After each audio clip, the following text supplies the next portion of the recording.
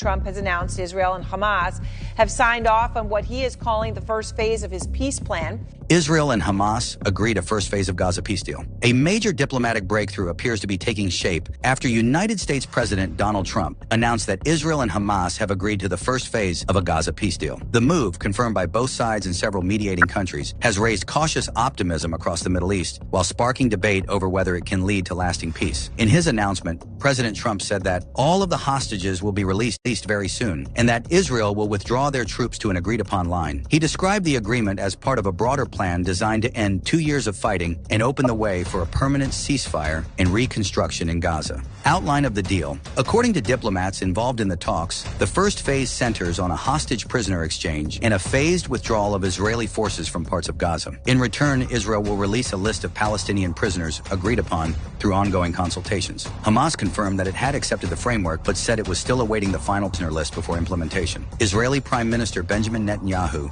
praised the development as a great day for Israel and said his government would meet on Thursday to formally approve the deal. Once endorsed, a ceasefire is expected to begin immediately, around 1400 local time, 1200 British summer time, according to a senior Palestinian official. Mediators from Egypt, Qatar, and Turkey played central roles in facilitating the talks, while U.S. diplomats coordinated through back-channel communications. The plan is understood to be part of a 20-point peace framework recently presented by the Trump administration. Mixed reactions and cautious hope. Reactions across the region have been largely positive, but cautious. Egypt and Qatar, both key mediators, described the deal as a positive step toward ending hostilities. Turkish President Recep Tayyip Erdogan said the agreement opens a window of opportunity for lasting peace. And Jordan called it an important step that must be followed by sustained humanitarian support for civilians in Gaza. The Palestinian Authority welcomed the news, but emphasized that any long-term political solution should place Gaza under a unified Palestinian administration. Pakistan's foreign ministry called the move a welcome step toward easing regional tensions. In Israel, however,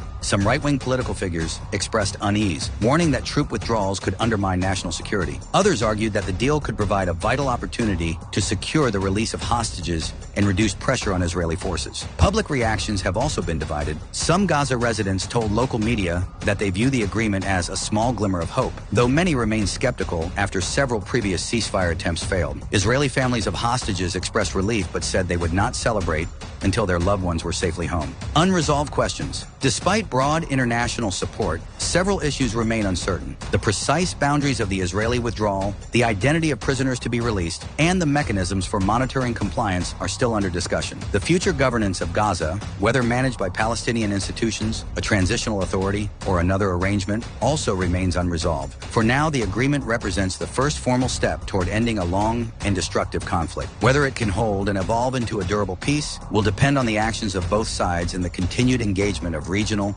and international mediators.